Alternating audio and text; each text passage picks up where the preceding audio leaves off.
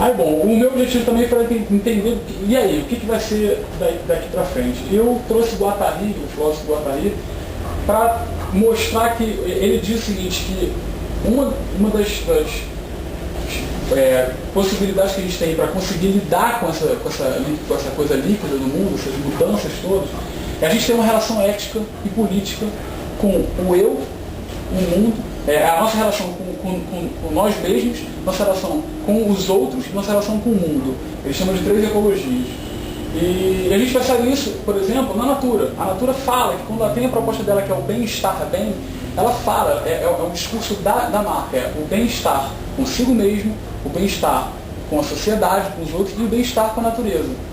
Então, eu encontrei esse tipo de elo de ligação quando você percebe que a chance de você conseguir lidar com essa situação líquida, tanto da identidade, que você fica fragmentado, você tem um número imenso de possibilidades de ser quem você quiser ser, é você tentar criar essa relação ética com esses 3 momentos, essas 3 categorias, ou como chama, ecologias, dentro de nós mesmos. E a gente tem que se dar conta que a globalização a tendência é a globalização não parar e a tecnologia continuar. Então você tem a virtualidade hoje em dia, que você pode ser alguém fisicamente, como aquela história de você ser alguém no trabalho, em casa, em família, quando você pode ser agora uma pessoa no mundo virtual. É uma novidade, já não é tão nova assim, mas é uma coisa que tem que ser considerada também. Existe um outro tipo de identidade, onde você não é você aqui fisicamente, você é você em outra dimensão, outro espaço de pensamento. E eu trago esses 3 exemplos, eu trago mais alguns trabalhos, mas é interessante citar esses, de coisas que já estão acontecendo, que é a prova de que a identidade está se relacionando com a identidade, o design, principalmente o design, já está percebendo essas mudanças, já está agindo. Eu coloco a customização como, assim, você coloca o design, o produto é vendido de acordo com o que o cliente deseja, na hora. Então, por exemplo, você tem o self-service, os coletes que você cria o que você quiser comer. Não é o que está lá à la carte, que você também escolhe, mas você cria o que você quiser comer. No caso do escolher, você tem opções físicas. No self-service, por exemplo, você pode comer o que você quiser à vontade. E eu coloco também, por exemplo, o All-Star, que eu achei interessante essa All-Star. Você compra um All-Star e com o All-Star vem 2 canetinhas. Por quê? Porque você desenha no All-Star da maneira que você quiser. Nunca ninguém vai ter um All-Star igual ao seu. Você é detentor, você tem um All-Star, mas o All-Star é único, aquele ninguém vai ter. Que é o que você faz, por exemplo, com abadá de festas, que você pessoa compra uma camisa, mas todo mundo corta, entendeu? Então costura roupa diferente, é esse tipo de coisa que o mercado está vendo que isso é importante para a sua constituição. A marca própria, eu cito a marca Brasil, que é uma coisa super polêmica, essa coisa da marca país, mas é interessante você perceber que até um país pode ter marca. A ideia da marca própria é essa. Como a gente falou aquela coisa de falar que eu estou falando de instituição, não estou falando de corporação, não estou falando de empresa, é porque uma pessoa pode ter marca.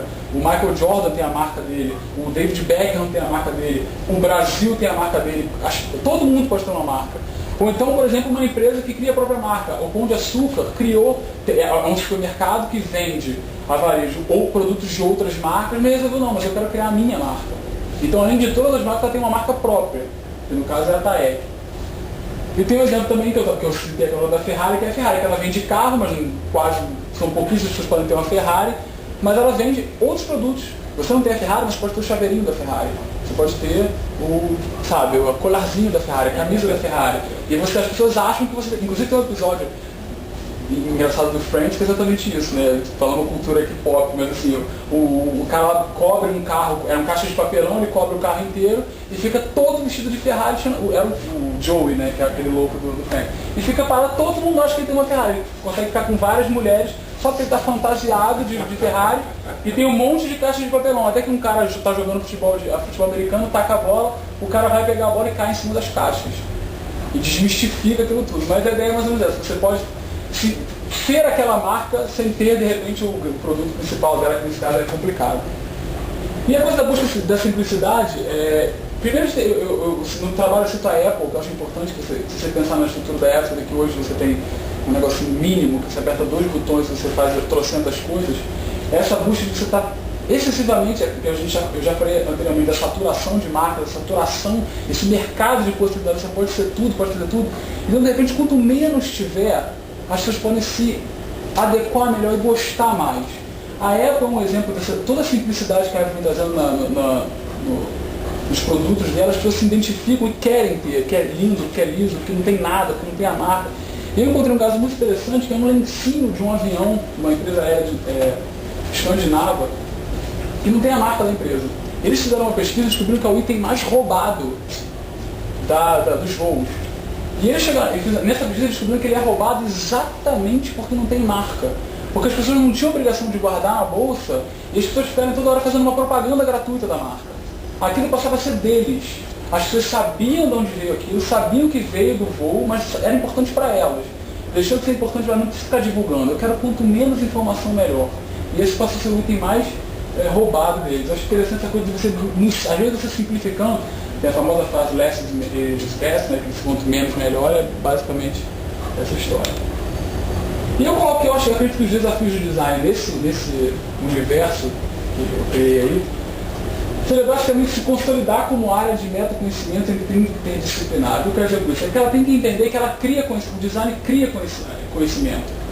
Ela não cria só produto. Eu acredito até que o que eu estou fazendo hoje, quando eu estou juntando o design com a filosofia e com a sociologia, é mostrar que o design é capaz de criar conhecimento. Eu não estou criando uma marca, eu não estou criando um produto. Aliás, acredito que o mestrado, inclusive, é uma grande criação de conhecimento. Só que tem que se consolidar nesse ponto. Eu tenho que saber que nesse mundo líquido a gente tem que pensar sobre isso e se questionar sobre isso. E a outra é saber que já que a gente está vivendo isso, a gente como profissional, então tem que pensar que a gente tem que construir novas identidades considerando esse novo cenário. A gente tem que saber que a marca está vivendo um cenário líquido. Então a gente tem que saber que ela tem que se adaptar a todos aos novos suportes, às novas variações. É impossível você hoje criar uma identidade que seja estagnada, que seja impassível de qualquer tipo de mudança. Você tem que saber que você desde já tem que estar contando com as mudanças que podem vir a acontecer. Né? E basicamente é isso. Bom.